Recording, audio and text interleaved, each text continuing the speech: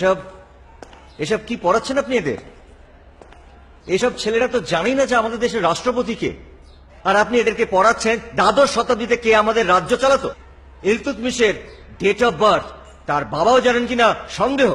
তাহলে এই বাচ্চাগুলো জেনে কি করবে? শুনুন, আমি হিস্ট্রি টিচার, ম্যাথামেটিক্স এর নই। ও, আর এরা বুঝি সব অঙ্কের কেশব নাগ।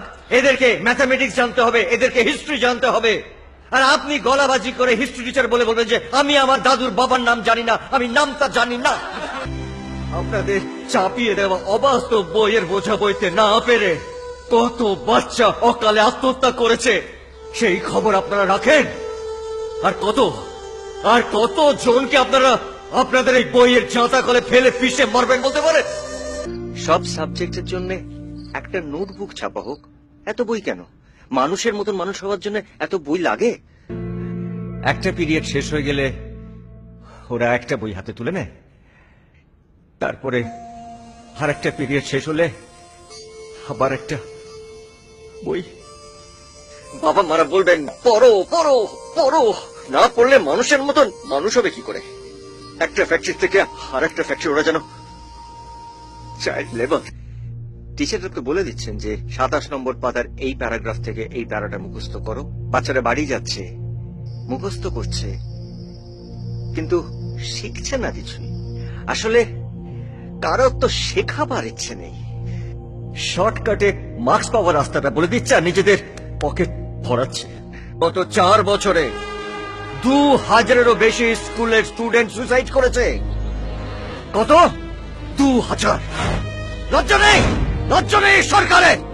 ওদের মৃত্যুর জন্য এই সরকারের শিক্ষা ব্যবস্থা দেয়। গোষ্ঠীর কথায় আগুন এরকম শিক্ষা ব্যবস্থা।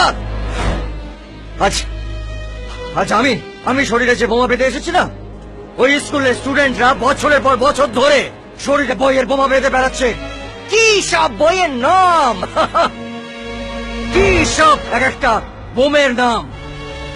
Chemical reactions, logarithm, physics formulas, principles of spirogyra, amoeba, এলএস রুট, টিএসটেম।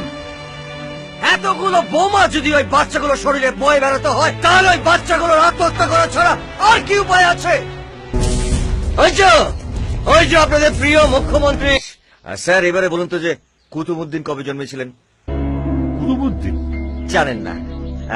না না, আমিও ঠিক জানি না, এটা জানারও খুব দরকার নেই। আচ্ছা বলুন তো যে 17 সাথে কত হয়? 17 কে 17, 17 দুগুণে 34, 3 17 51, 4 17। এর আগে আপনিও জানেন না, অথচ আপনারা চান যে ছোট ছোট বাচ্চারা যাতে এটা মুখস্থ রাখে, তাই না? হ্যাঁ, আপনারা ওদের মাথাগুলোকে ডাস্টবিন করে দিয়েছেন, আর ওরা ওই ডাস্টবিনগুলোকে মাথায় নিয়ে দৌড়ে বেড়াচ্ছে। কেউ ফার্স্ট, কেউ সেকেন্ড, কেউ থার্ড। যারা র্যাঙ্ক পাচ্ছে তারা সবাই আপনাদের চোখে খুব ভালো, আর যারা পাচ্ছে না তারা খুব খারাপ। স্যার, ওরা তো অন্য কিছু হতে পারে, কেউ গায়ক হতে পারে, কেউ শিল্পী হতে পারে, কিন্তু আপনারা তো ওদের হাতে ব্যর্থতার সার্টিফিকেট ধরে দিচ্ছেন। স্যার, আপনারা ওদের মার্কস তোলার দৌড়ে নামিয়ে দিয়েছেন, তার উপরে যোগ দিয়েছে আমাদের মতন বাবা মারা। ওই বাচ্চাগুলোর মাথার উপরে হাতুড়ি পেটা হচ্ছে, হাতুড়ি। নম্বর চাই, আরো নম্বর চাই, আরো নম্বর। ক্লাসের পর ক্লাস করো, ক্লাসের পর ক্লাস করো। কখনো স্কুলে ক্লাস, কখনো এক্সট্রা ক্লাস, কখনো কোচিং ক্লাস। স্যার, আপনার স্কুলটাকে একটা বাজার বাজার করে তুলেছেন। স্যার, আমার এক বন্ধু, সে আর্টিস্ট হতে চেয়েছিল, কিন্তু হায়ার সেকেন্ডারিতে সে সায়েন্সে ফেল করলো, তাই আর্ট কলেজ তাকে ভর্তি করলো না। সে বেচারা 3 বছর ধরে চেষ্টা করলো পাশ করার, কিন্তু পাশ করতে পারলো না। স্যার, স্যার, শুধুমাত্র একটা সাবজেক্ট একটা ছেলের স্বপ্ন, একটা ছেলের ভবিষ্যৎকে শেষ করে দিল। কি বলে ছেলেটাকে সান্ত্বনা দেবেন বলতে পারেন? স্যার, কে আপনাদেরকে অধিকার দিয়েছে যে ওই ছেলে মেয়েদের গায়ে খারাপ স্ট্যাম্প মেরে দেওয়ার? ওই স্টুডেন্টদের নিজের ভবিষ্যৎ তৈরি করে নেওয়ার কোন অধিকার থাকবে না? আমি মানছি আপনি যা বলছেন সব ঠিক, কিন্তু আপনার কি মনে হয় প্রাথমিক শিক্ষার কোনো দরকার নেই? আছে স্যার, নিশ্চয়ই আছে, কিন্তু একটা স্টুডেন্ট ইতিহাস বা ভূগোলে ফেল করলে তার ভবিষ্যৎটা কি শেষ হয়ে যাবে?